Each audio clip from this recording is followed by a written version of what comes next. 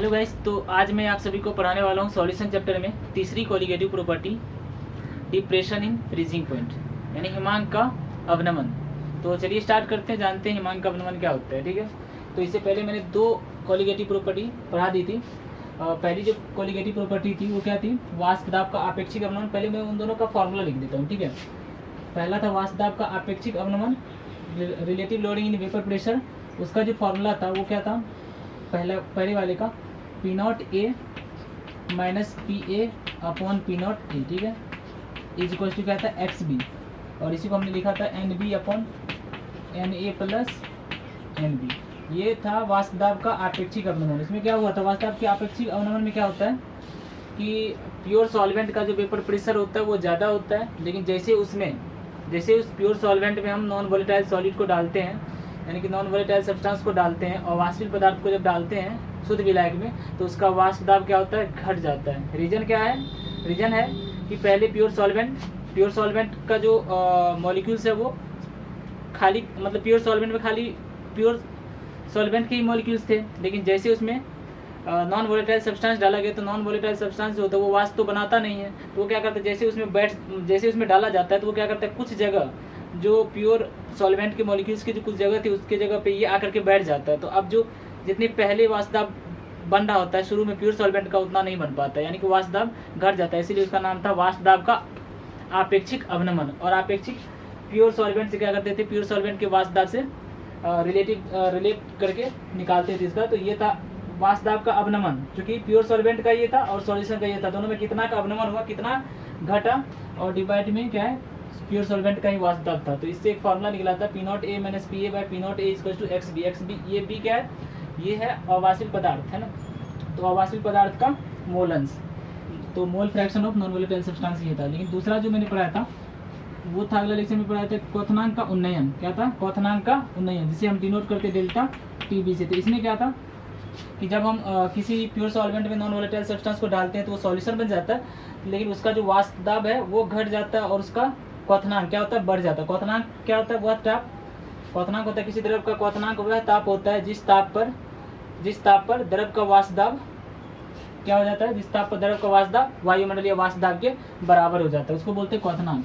तो इसमें बताए थे क्वथनांक का जो उन्नयन का फॉर्मूला आया था, ये एक्सपेरिमेंटली ऐसा देखा गया कि जो क्वथनांक का उन्नयन वो डायरेक्टली प्रोपोर्शनल था किसका, मोलैलिटी का।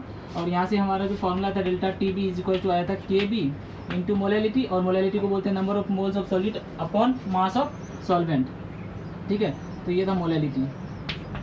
ठीक है, और इसमें ये जो के बी है इसको बोल देते हैं मोलल उन्नयन स्थिरांक या एबिलियोस्कोपिक कांस्टेंट। ठीक है, इसका जो यूनिट था के बी का, ये डिपेंड किस पे करता है, सॉल्वेंट पे डिपेंड करता है। किस पे डिपेंड करता है, सॉल्वेंट पे डिपेंड करता था, सॉल्वेंट पे।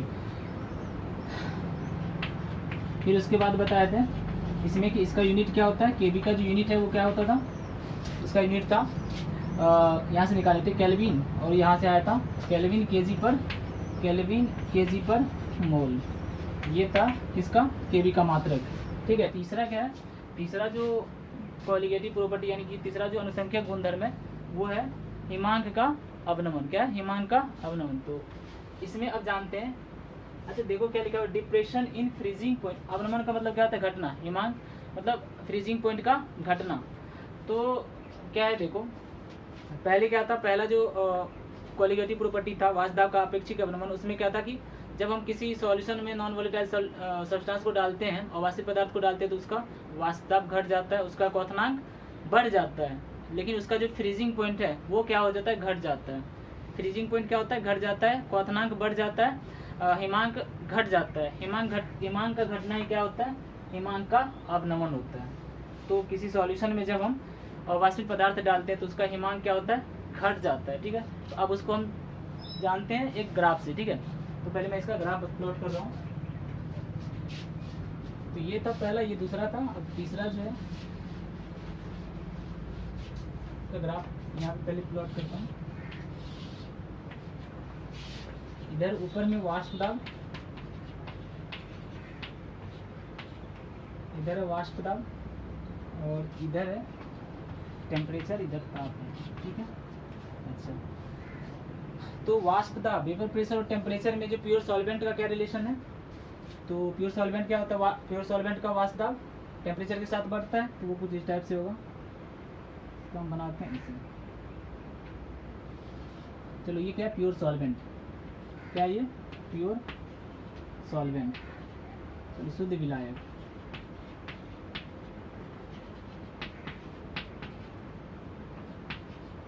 और ये किस स्टेट में, लिक्विड स्टेट में, किसमें, लिक्विड में, लिक्विड स्टेट में, द्रव्य अवस्था में। अच्छा, फिर हम क्या करते हैं, उस विलायक में एक नॉन अवाष्पित पदार्थ को हम डाल देते हैं। तो अवाष्पित पदार्थ के डालने पर यानी उसका जो वाष्प दाब है वो क्या हो जाता है, घट जाता है।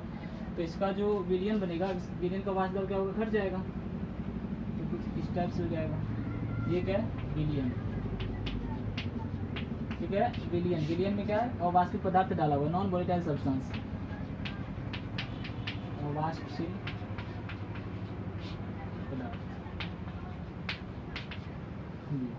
तो शुद्ध विलायक का वाष्प दाब वैसे भी हमेशा विलयन के वाष्प दाब से क्या होता है, अधिक होता है, क्योंकि इसमें नॉन वोलेटाइल सब्सटेंस मिलाने के बाद क्या होता है, इसका जो वाष्प दाब है जो पहले बन रहा था उससे कम हो जाता है। इसका वाष्प दाब देखो हर एक टेम्परेचर पे, इस टेम्परेचर पे भी देखो, इस टेम्परेचर पे विलायक का जो वाष्प दाब है देखो कितना है, और विलयन का वाष्प दाब इतना है। मतलब विलायक का वाष्प दाब अधिक है और विलयन का कम है। इस टेम्परेचर पे भी देखो, यहाँ पे भी देखो, इस टेम्परेचर पे विलयन का वाष्प दाब यहाँ है, तो विलायक का वाष्प दाब ये है, यानी कि विलायक का वाष्प दाब हमेशा क्या है, विलयन के वाष्प दाब से ज़्यादा है।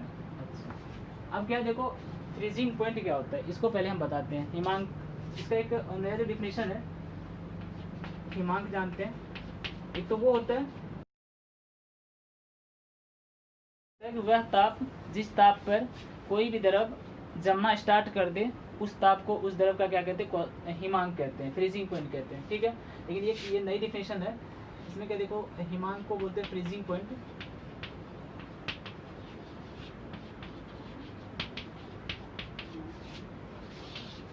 तो इसको ऐसे डिफाइन किया जाता है कि किसी द्रव का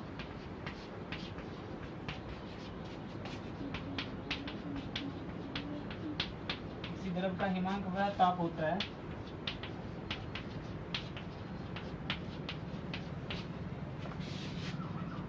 जिस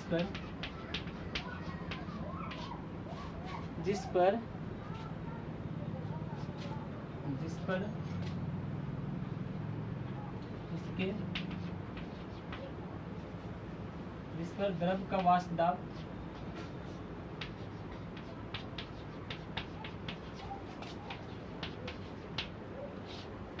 ठोस अवस्था के वाष्प दाब के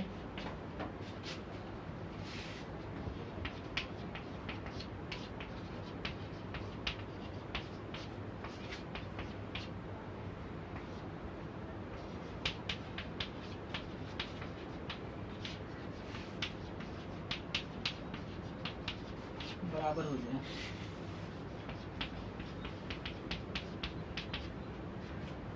तो हिमांक क्या होता है, किसी द्रव का हिमांक वह ताप होता है जिस ताप पर द्रव का वाष्प दाब ठोस अवस्था के वाष्प दाब के क्या हो जाए, बराबर हो जाए। क्योंकि हिमांक का मतलब क्या होता है, जमना। तो द्रव से ठोस बनेगा, तो कब बनना स्टार्ट होगा, द्रव कब ठोस बनना स्टार्ट होगा, तो जब द्रव का वाष्प दाब ठोस अवस्था के वाष्प दाब के बराबर हो जाएगा। फिर उसके बाद उससे जैसे ही थोड़ा सा कम होगा टेम्परेचर, आराम से क्या होगा, फिर वो जमना शुरू कर देगा। तो यह कि किसी द्रव का हिमांक वह ताप होता है जिस ताप पर द्रव का वाष्प दाब उसके ठोस अवस्था के वाष्प दाब के क्या हो जाए, बराबर हो जाए, ठीक है। तो हम क्या करते हैं, मानते हैं, यहाँ पे मान लेते हैं, देखो ग्राफ में ये तो द्रव का वाष्प दाब है, शुद्ध द्रव का, ये विलयन का वाष्प दाब है। अब क्या है कि जो फ्रीजिंग पॉइंट को हम डिफाइन करेंगे उसको कैसे करते हैं कि द्रव का वाष्प दाब शुद्ध मतलब द्रव का जो वाष्प दाब अगर वो ठोस अवस्था के वाष्प दाब के बराबर हो जाता है तो उसको क्या कहते हैं, हिमांक कहते हैं। तो क्या करते हैं, सबसे पहले अब कोई भी सॉलिड है उसका भी तो वेपर बनता है कुछ, तो हम मान लेते हैं यहाँ पे ठोस अवस्था का जो वेपर है ना वो कुछ इस टाइप से,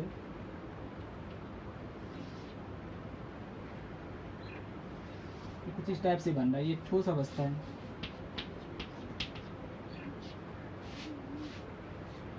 ठोस विलायक है, इस ठोस विलायक का भी कुछ वाष्प दाब बनेगा तो वो कुछ इस टाइप से हो गया, ठीक है। प्योर ये क्या सॉल्वेंट है। तो अब फ्रीजिंग पॉइंट क्या होता है, फ्रीजिंग पॉइंट होता है वह ताप जिस ताप पर द्रव का वाष्प दाब ठोस अवस्था के वाष्प दाब के क्या हो जाए, बराबर हो जाए। तो अब देखो द्रव का जो वाष्प दाब है कहाँ पे ठोस अवस्था के वाष्प दाब के बराबर हो रहा है यहाँ पे। अगर हम इसको मिलाते तो यहाँ पे इस टेम्परेचर पे क्या हो रहा है, इस पर द्रव का जो वाष्प दाब है, ये जो द्रव का वाष्प दाब है वो ठोस अवस्था के वाष्प दाब के क्या हो जा रहा है, बराबर हो जा रहा है इस टेम्परेचर पे। तो इस टेम्परेचर को बोलेंगे इस द्रव का क्या, फ्रीजिंग पॉइंट। तो इसका नाम देते, चूंकि ये शुद्ध विलायक है तो इसका नाम हम दे देते हैं T0F, F for freezing point of pure solvent, ठीक है इसका, ठीक है। अब देखो अब इस विलियन का अब इसका अगर हम फ्रीजिंग पॉइंट डिफाइन करेंगे तो ये कब फ्रीज होना शुरू होगा, जब इसका वाष्प दाब, ये जो विलियन है विलियन का वाष्प दाब ठोस अवस्था के वाष्प दाब के क्या हो जाए, बराबर हो जाए। तो इसका जो वाष्प दाब है यहाँ पे बराबर हो रहा है, यहाँ पे इस टेम्परेचर पे, तो ये इसके लिए फ्रीजिंग पॉइंट हो गया विलियन का क्या, हिमांक। तो इस पॉइंट पर, इस टेम्परेचर पर ये विलियन जो है वो क्या स्टार्ट कर रहा है, फ्रीज करना स्टार्ट हो रहा है। कहाँ पे, इस टेम्परेचर पे, क्योंकि इस टेम्परेचर पे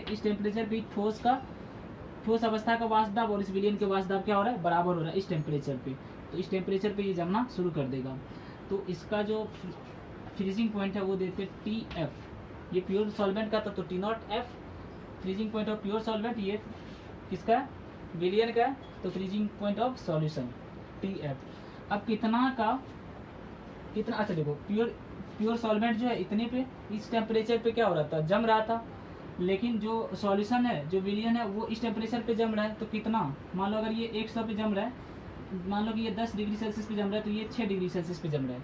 तो कितना का अवनमन हो, कितने की कमी हुई, तो क्या करेंगे, 10 में से 6 घटाएंगे, 4 की कमी हुई ना, तो 4 डिग्री पीछे गए ना। प्योर सॉल्वेंट इतने पे फ्रीज हो रहा था इस टेम्परेचर पे, लेकिन विलियन देखो उससे पीछे, उसके टेम्परेचर क्या करना पड़ा, पीछे करना पड़ा, टेम्परेचर पीछे गया, तब जाकर के वो जमना शुरू हुआ। तो इसमें फ्रीजिंग पॉइंट क्या हो गया, घट गया इसका, किसका, सब विलियन का।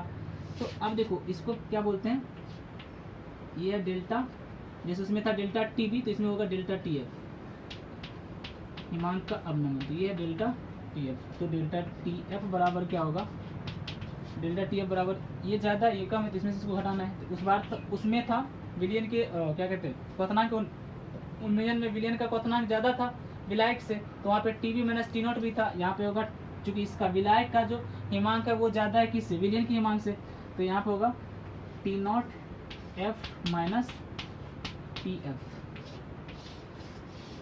ये है T0F क्या है, विलायक का हिमांक, यहाँ पर हम लिख दे रहे हैं, यहीं पे लिख देते हैं। T0F है विलायक का फ्रीजिंग पॉइंट, विलायक का हिमांक, और TF है विलियन का हिमांक, किसका है, विलियन का हिमांक। और डेल्टा TF को क्या बोलते हैं, यही डेल्टा TF जो है यही है डेल्टा TF, इसी को बोलेंगे क्या, हिमांक का अवनमन, फ्रीजिंग एनिवेस क्या है, डिप्रेशन इन फ्रीजिंग पॉइंट, हिमांक का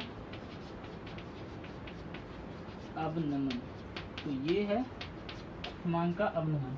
इसको ऐसे भी समझ सकते हो कि क्या होता है कि जब हम किसी चीज़ को फ्रीज करते तो वो चीज़ क्या है, एक ऑर्डर वे में अरेंज होना चाहता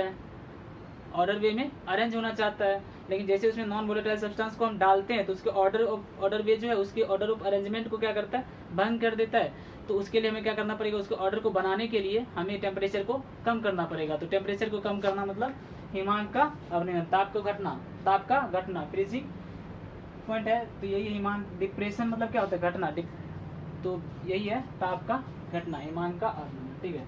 तो अब इसका फॉर्मूला है, तो देखो क्या है, इसमें क्या था, शुद्ध विलायक का वाष्प दाब और ये विलियन का वाष्प दाब था। तो इसका जो ग्राफ हमको पता है ये होता है, लेकिन जो हिमांक होता है, फ्रीजिंग पॉइंट होता है, वो क्या होता है, फ्रीजिंग पॉइंट होता है जिस टेम्परेचर पे द्रव अवस्था का वाष्प दाब और ठोस अवस्था का वाष्प दाब बराबर हो जाए। तो हमने क्या किया कि मान लो ये जो ठोस विलायक है वो ऐसे वाष्पित हो रहा है टेम्परेचर के बढ़ाने पर। तो अब हमें अगर इसका फ्रीजिंग पॉइंट चाहिए शुद्ध विलायक का, तो इसका हमें कहाँ मिलेगा, जहाँ पे ठोस विलायक का और शुद्ध विलायक का वाष्प दाब क्या हो जाए, बराबर हो, जहाँ पे बराबर हो तो यहाँ पे बराबर हो इस टेम्परेचर पे। तो ये इसके लिए फ्रीजिंग पॉइंट हो गया किसका, शुद्ध विलायक का। फिर उसके बाद विलयन का अगर हम देखेंगे फ्रीजिंग पॉइंट, तो फ्रीजिंग का विलयन का जो वाष्प दाब है और ठोस अवस्था का जो वाष्प दाब है, दोनों इस टेम्परेचर पे बराबर हो रहा है, तो इस टेम्परेचर को बोलेंगे विलयन का हिमांक। किसका, विलयन का हिमांक। तो फिर कितने की कमी हुई, तो delta T F is to delta T naught, मतलब T not F minus T F. ठीक है, तो ये था। अब देखो इसमें इसका आप आगे बढ़ते हैं।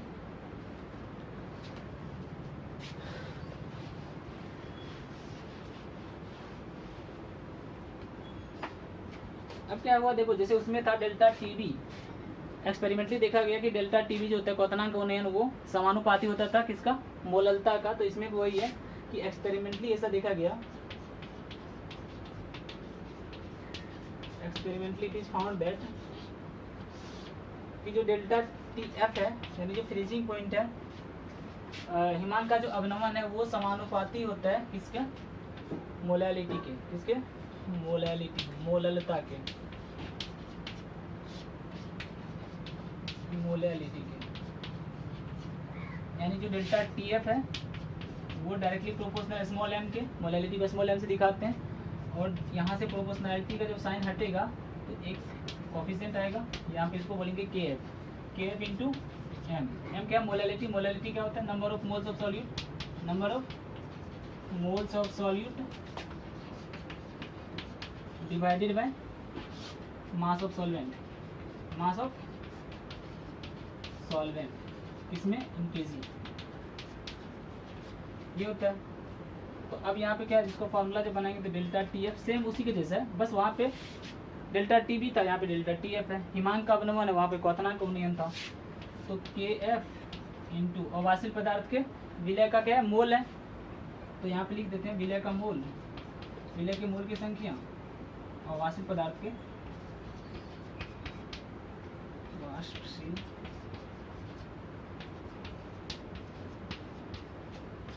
पदार्थ के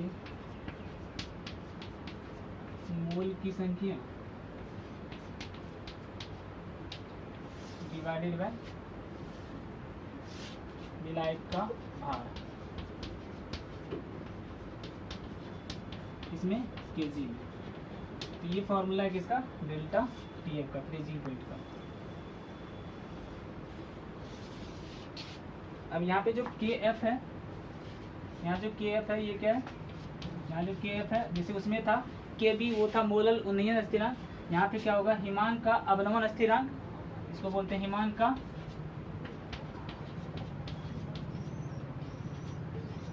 अवनमन स्थिरांक, या इसी को बोलते हैं मोलल अवनमन स्थिरांक, मोलल अवनमन स्थिरांक।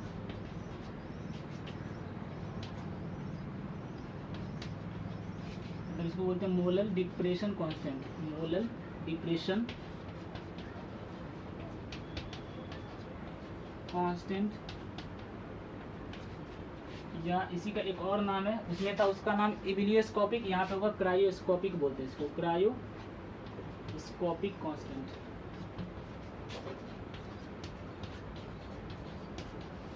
तो केएफ को बोलते हैं क्रायोस्कोपिक या मोलल अवनमन स्थिरांक, क्रायोस्कोपिक कांस्टेंट या मोलल अवनमन स्थिरांक, मोलल डिप्रेशन कांस्टेंट। तो केएफ होता है। अब इसके बारे में जनरल टर्म जानते हैं केएफ में, ठीक है, केएफ के बारे में।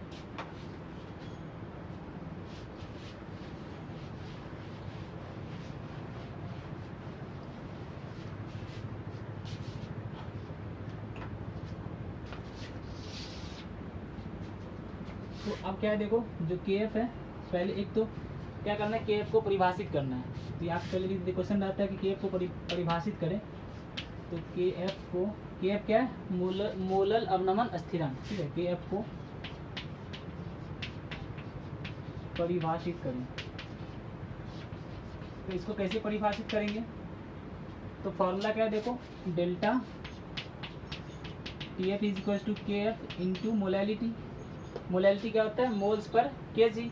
तो अब देखो मोलैलिटी में मान लो ऊपर में मोल्स है और नीचे मास है ऑफ सॉल्वेंट।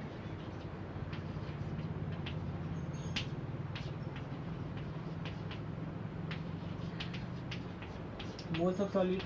तो अब देखो अगर मोल्स ऑफ सॉलिड इसकी वैल्यू अगर 1 हो जाए, मोल्स ऑफ सॉलिड कितना हो जाए 1 मोल, और इसका जो मास ऑफ सॉल्वेंट है वो अगर 1 kg हो जाए, अगर ये 1 kg हो जाए और ये 1 मोल हो जाए, तो क्या हो जाएगा, जो डेल्टा टी एफ है वही किसके बराबर हो जाएगा, के एफ के बराबर हो जाएगा।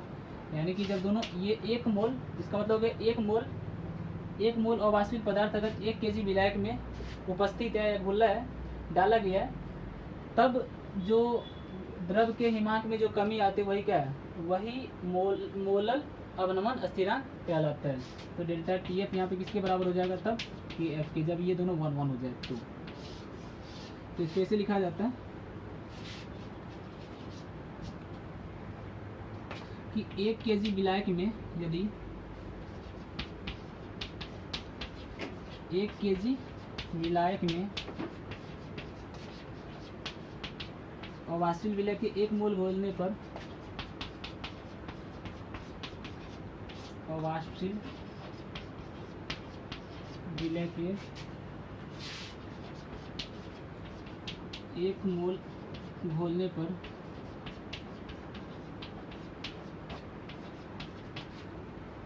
पर द्रव के हिमांक में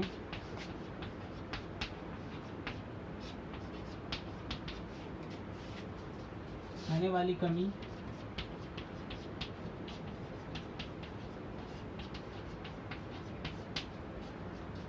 मोलल अवनमन स्थिरांक या हिमांक का अवनमन स्थिरांक कहलाता है।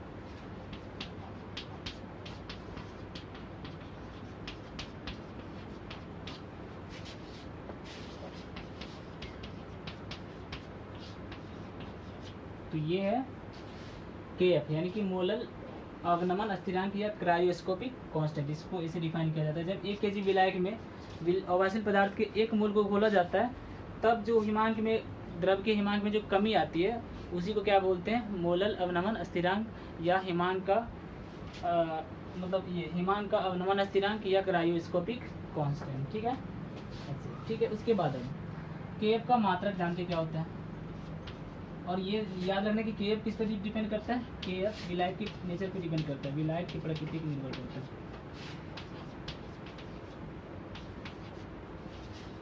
नेचर ऑफ सॉल्वेंट पे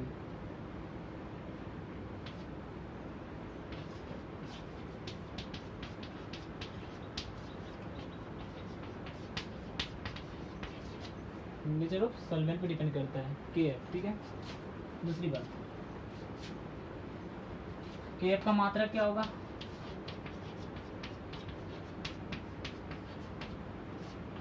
तो के एफ का मात्रक यहाँ से निकाल लेते हैं। के एफ का मात्रक होगा, देखो डेल्टा टी एफ है, हमें के एफ यहाँ से चाहिए, तो डेल्टा टी एफ टेम्परेचर है, तो टेम्परेचर का मात्रक क्या होता है, केल्विन।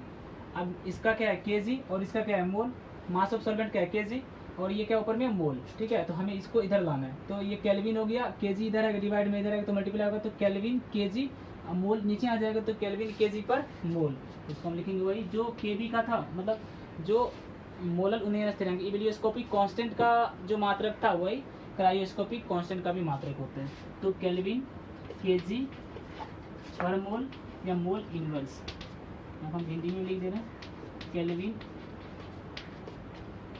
किलोग्राम प्रति मोल,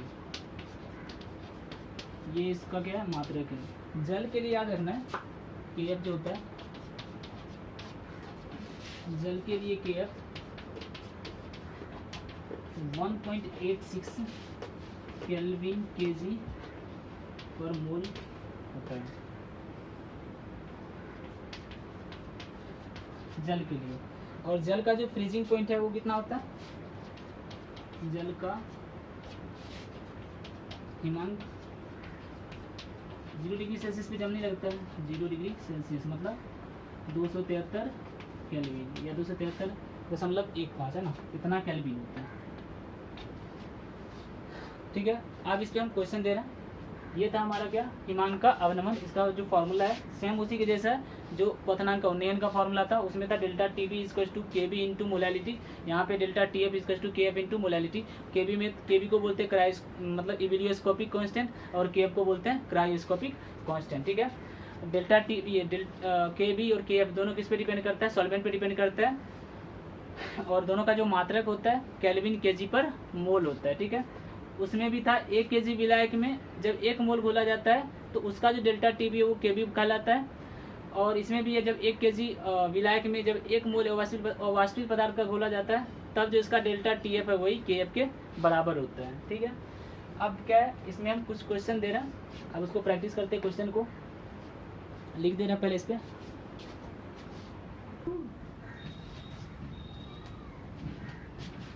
हाँ, तो ये क्वेश्चन है, वही हिमांक के अवनमन पर हम इस क्वेश्चन सॉल्व करेंगे। 2 क्वेश्चन इसमें है। यहाँ पे मैं फॉर्मूला लिख देता हूँ उसका। डेल्टा टी एफ बराबर फॉर्मूला क्या होता है, K F into molality, K F into molality, ये फॉर्मूला हम यूज करने वाले हैं। मोलैलिटी क्या होता है, मोलैलिटी होता है, मोलैलिटी क्या होता है, विलय के मोल की संख्या बटे विलायक का भार।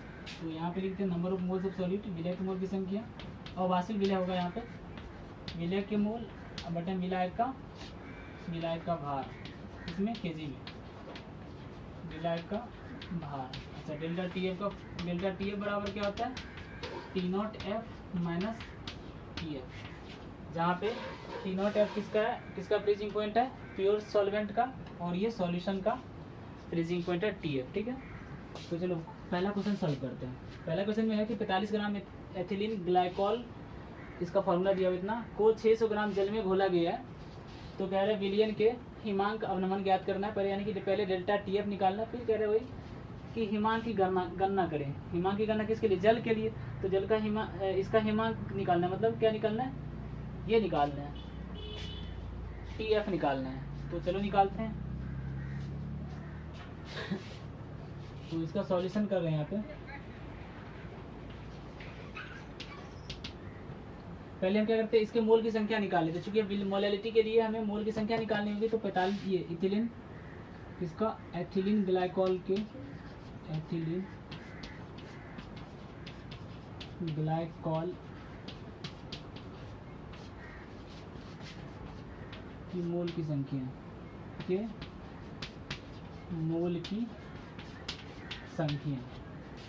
मोल की संख्या बराबर क्या होता है, ग्राम में भार बटे अनुभार। तो ग्राम में भार कितना है, 45 ग्राम। अनुभार किसका निकालना है, एथिलीन ग्लाइकॉल का। कितना कार्बन है, 2 कार्बन। तो 2 कार्बन, एक कार्बन का एटॉमिक मास होता है 12, तो 2 कार्बन कितना हो जाएगा, 12 टू 24, ठीक है। हाइड्रोजन 6 है, एक हाइड्रोजन का 1, तो 6 1 6 प्लस ऑक्सीजन का कितना होता है एटॉमिक मास 16, 2 बार है तो 16 दूनी 32, ये हो गया। तो ये हो गया, इसकी मूल की संख्या यहाँ से निकल आएगी 45 अपॉन 24 36, 24 से 30 और 32 62, ये इसके मूल की संख्या निकल आएगी, ठीक है। अब हम निकालना है हिमांक अवनमन। उसके लिए देखो के एफ का मान भी दे दिया जल के लिए 1.86 केल्विन केजी पर मोल, ठीक है। तो डेल्टा टी एफ निकालते हैं का नंबर। तो हिमांक अवनमन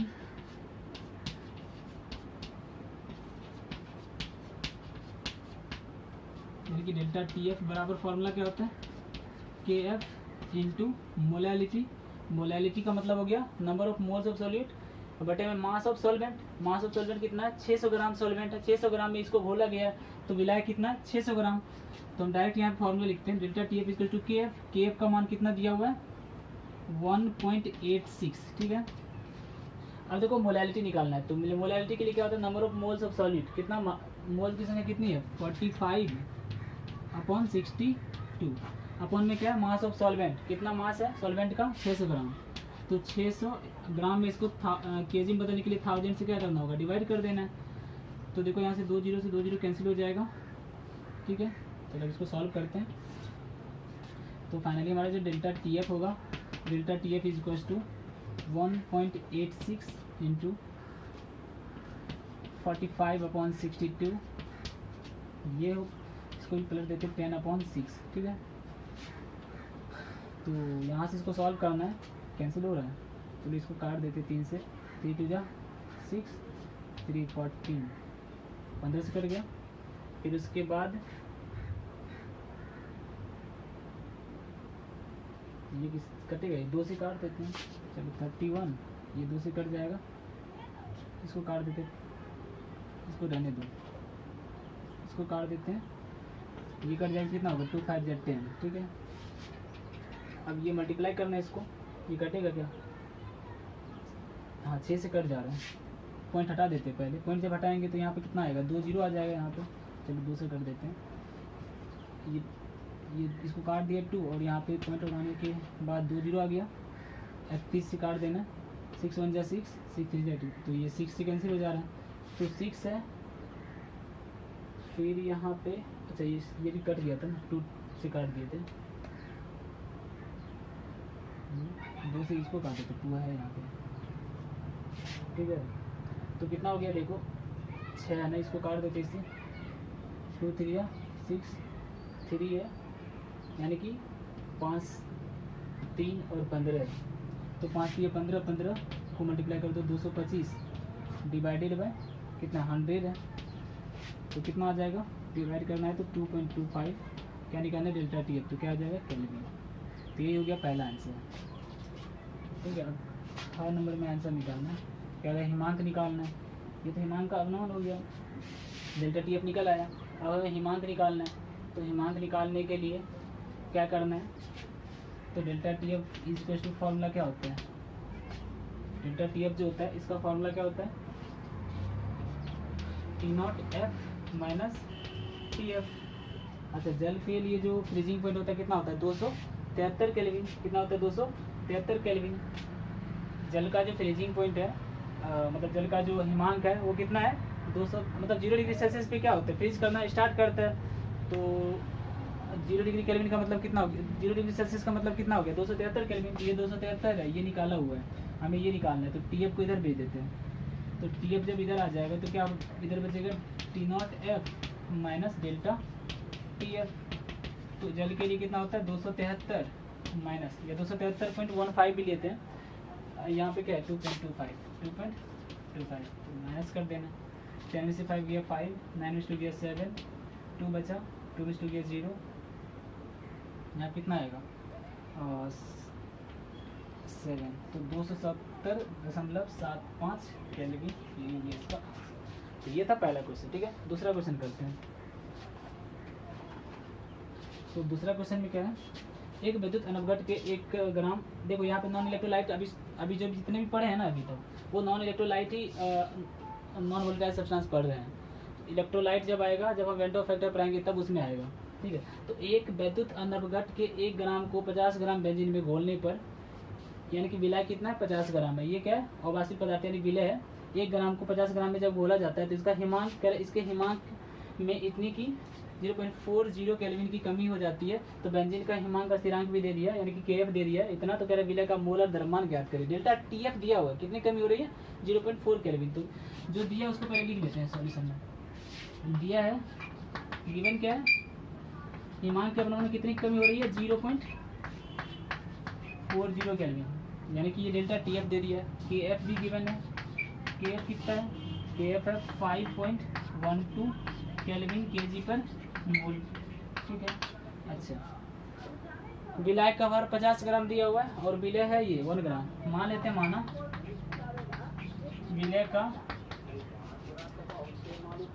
विलय का मोलर द्रव्यमान को मान लेते हैं x, मोलर द्रव्यमान क्या मान लेते हैं, मोलर द्रव्यमान को अनुभार बोलते हैं, इसको मान लेते हैं क्या x, ठीक है। आप सॉल्व करते हैं, चलो फॉर्मूला लगाओ। Delta T F equal to क्या होता है K F into molality, K F into molality.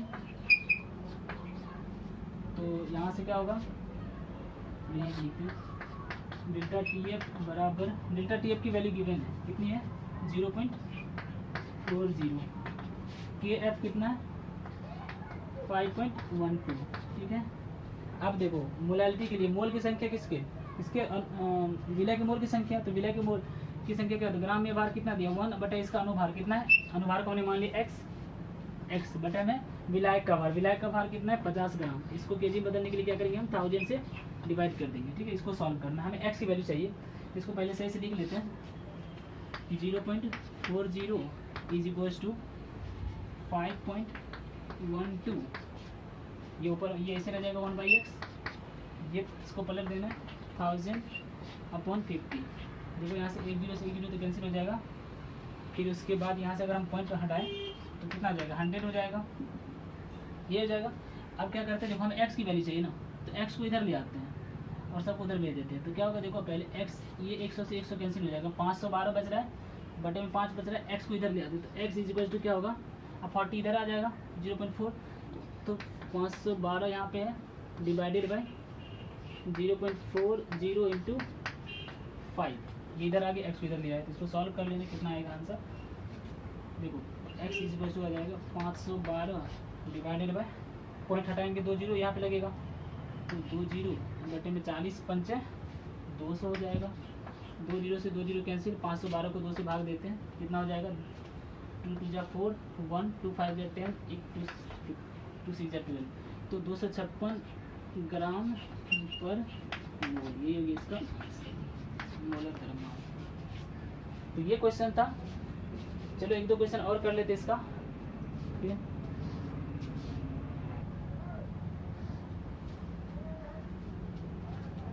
तो ये दोनों क्वेश्चन है, एनसीईआरटी का क्वेश्चन है, एक्सरसाइज का क्वेश्चन है, एनसीईआरटी का 2.20 और दूसरा है 2.11। तो ये दोनों क्वेश्चन चलिए करते हैं, हिमांक का अवनमन पे ही आधारित है। तो इसके लिए देखो क्वेश्चन में क्या दिया हुआ है, पहले देखते हैं इसको कि शक्कर के 5% द्रव्यमान है, मास बाय मास दिया हुआ है, वेट बाय वेट परसेंटेज दिया। शक्कर के 5% जलीय विलयन का हिमांक दिया हुआ है 271 केल्विन है। यदि शुद्ध जल का हिमांक दिया है 273 इतना केल्विन है, तो ग्लूकोज के 5% जलीय विलयन के हिमांक की गणना करना है।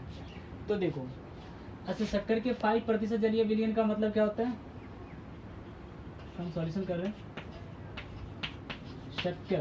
शक्कर मतलब वही सुक्रोज है और इसका फॉर्मूला होता है C12H22O11, ठीक है। तो शक्कर के 5% जलीय विलयन का मतलब, विलयन मतलब होता है कि 5 ग्राम शक्कर, यानी कि शक्कर को क्या बोलते हैं, C12H22O11 कितने ग्राम, 100 ग्राम सॉल्यूशन में है प्रेजेंट है, यानी कि 95 ग्राम सॉल्वेंट है, 5 ग्राम चीनी है यानी कि शक्कर है, और 95 ग्राम क्या है, सॉल्वेंट है। ये 5% जलीय विलयन का मतलब होता है 5 ग्राम सॉलिड 100 ग्राम विलयन में क्या उपस्थित है।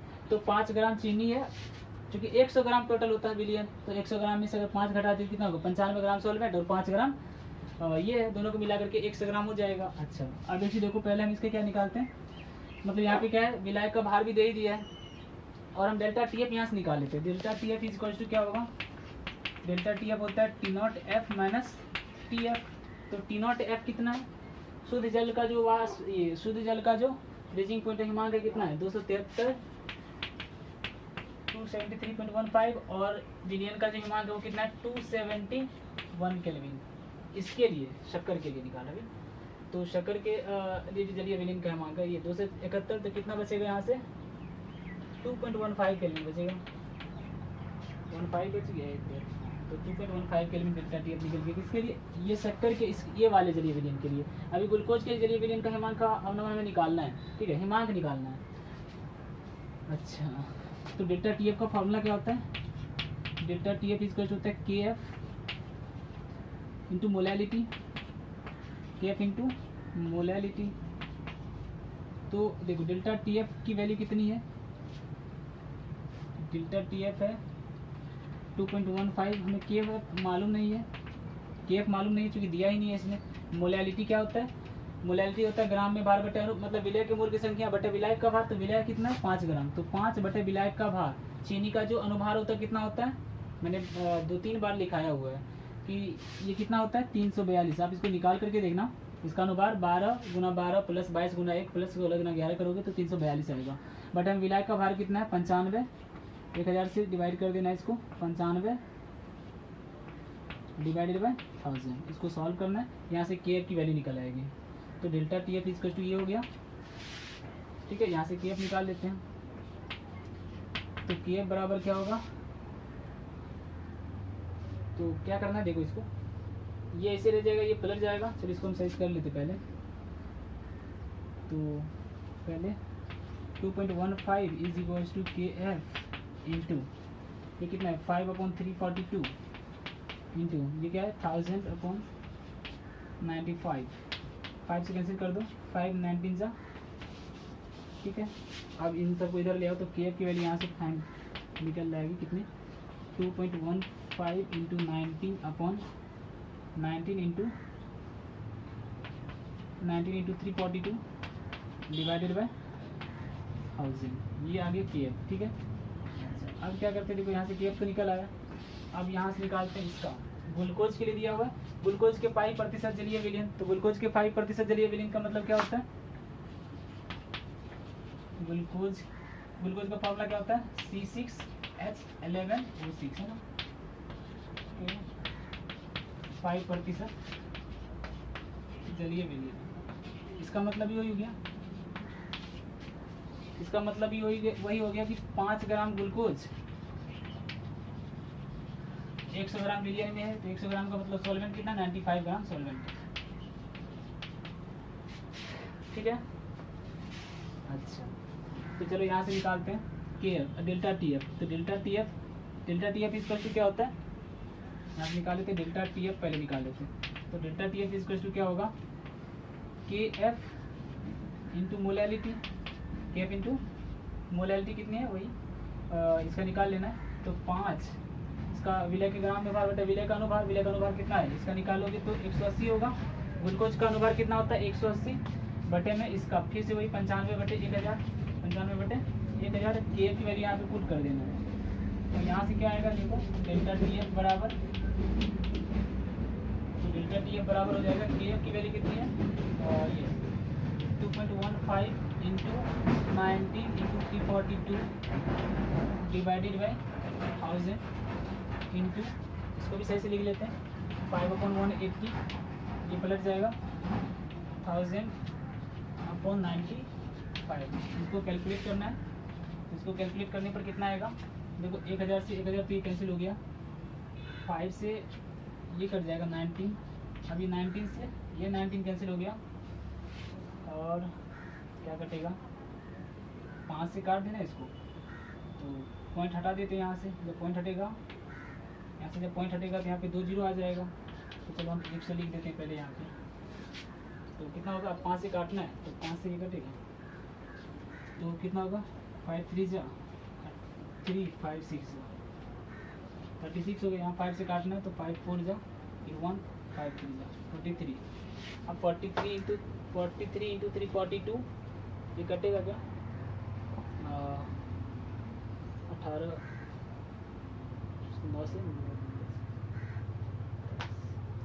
27 7 9 से कट जा रहा है, तो 9 4 जा 36, 9 से काटते हैं 9 3 जा 27, यहाँ बच रहा है कितना 7, 9 8 जा, अब ये 4 से काट दो कितना होगा 90, 2 बचेगा यहाँ पे, तो 2 और ये 90, तो इसको मल्टीप्लाई कर लेना, तो कितना आएगा 43 इंटू 90, 57 36 76 5 81 817 बटे में 200, तो 2 इंटू 1000, ये कितना आ रहा है, 2 4 जा 8, 2 4 जा 8, और इसके बाद कितना बचेगा 0 2 8 जा 16 1 2 5 जा डिवाइडेड बाई 100, तो आ जाएगा 4.085। तो डेल्टा टी एफ आ गया कितना 4.085 केल्विन, ठीक है।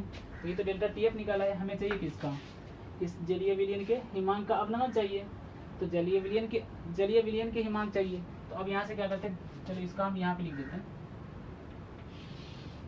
चलो यहाँ पे इसको हम बना दे रहे हैं इसी का।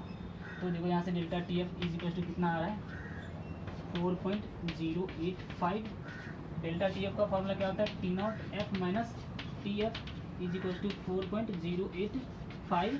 टी नॉट एफ कितना है वही दिया हुआ है, ये तो उस जलीय शुद्ध जल यहाँ भी है, यहाँ भी जली है, तो इसका हिमांक कितना है टी नॉट एफ का 273.15 minus T F is equal to 4.085।